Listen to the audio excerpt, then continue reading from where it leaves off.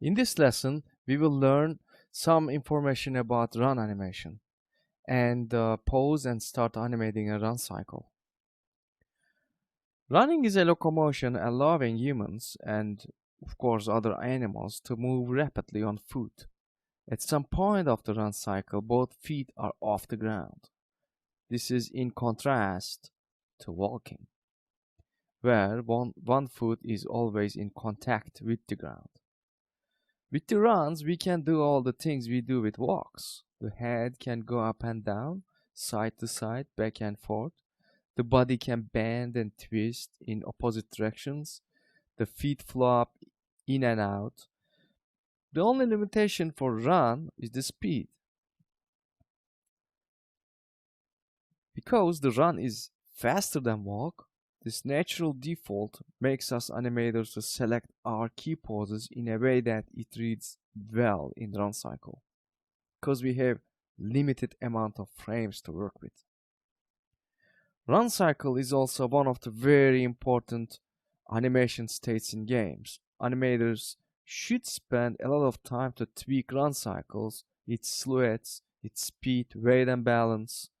It should surely look and feel great because run cycle is the animation state the player sees all the time while playing the game. So first thing I like to do is setting up my timeline to from 30 to from 20, and I like to do a dynamic run pose on the first frame. So let's rotate it on the side and let's select the right leg and move it back. Well, you can start any position in the run as a starting point, either from contact or down or up positions. So it's all up to you how you like to start. And so I just move that little down, okay, and rotate the feet a little bit, and take the left leg and just like a little like this. Maybe rotation on here, okay, and I select.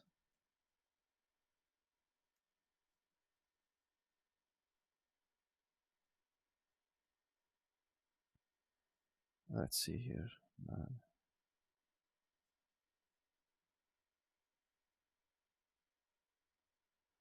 All right. Select all the circles, control objects, and put a keyframe there on frame 1. I like to do the same keyframe on frame 20, and on 10 I copy left leg's position and select the right leg and copy to that, so it has like this kind of motion. And on frame 5 here I just move it down and rotate it a little bit, maybe a little up.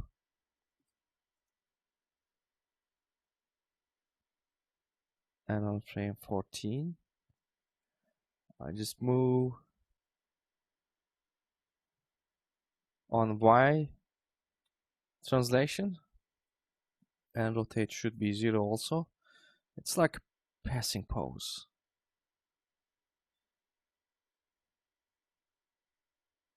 And I like to make my animation curves all linear.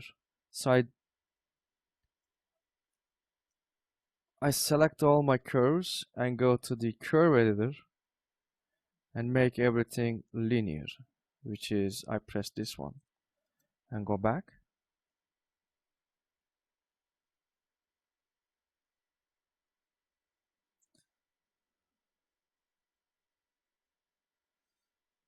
have like a little issue here which I can solve.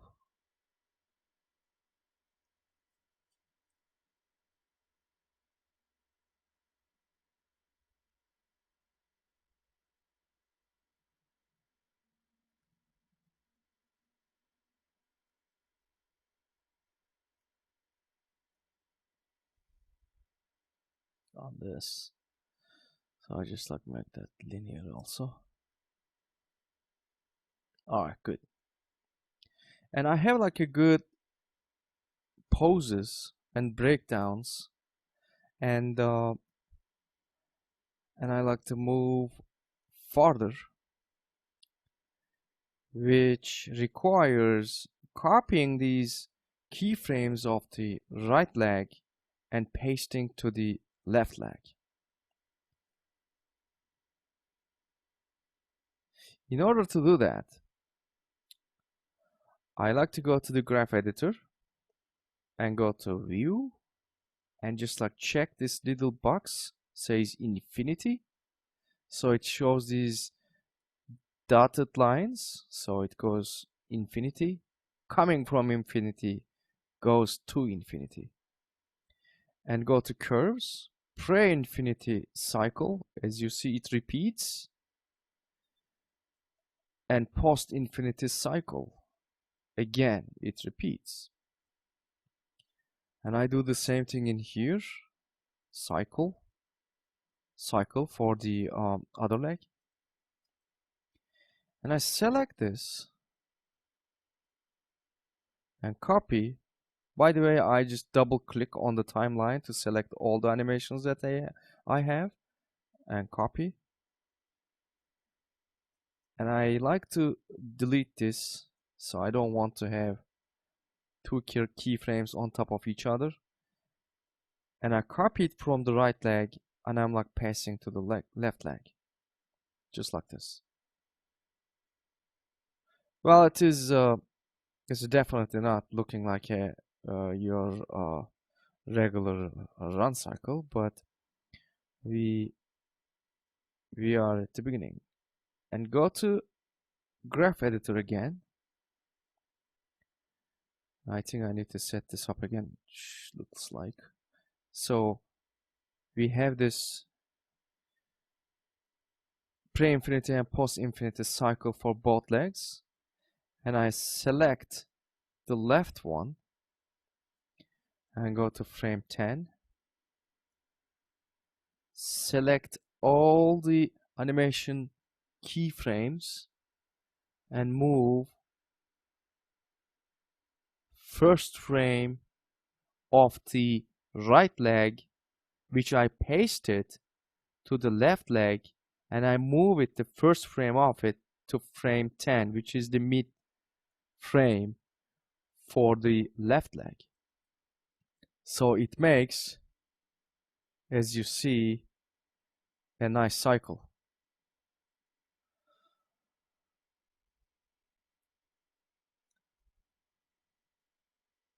So we need to work on our like passing positions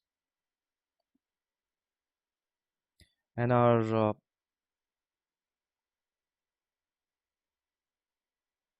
trunk or body. So I select these keyframes of the body.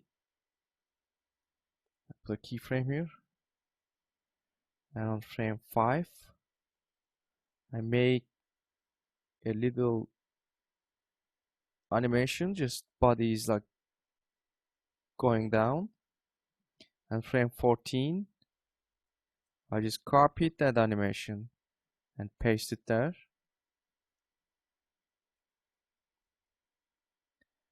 So our animation is like coming nicely. So we have some kind of like a animation on the legs and some little bit animation on the body. So let's wrap it up here and continue in the next lesson to animate other body parts.